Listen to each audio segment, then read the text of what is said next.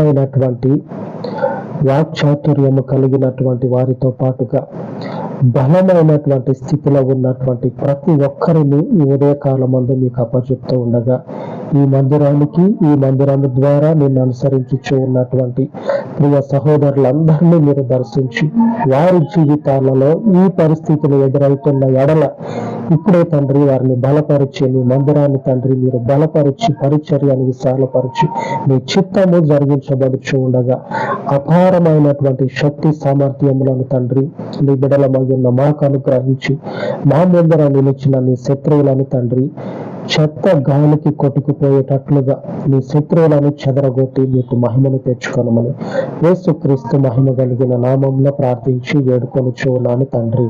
ఆమేన్, ఆమేన్. ప్రార్థన ఆలకించే దేవుడు మనందరికీ తోడయ్యుండును గాక. ఆమేన్, ఆమేన్.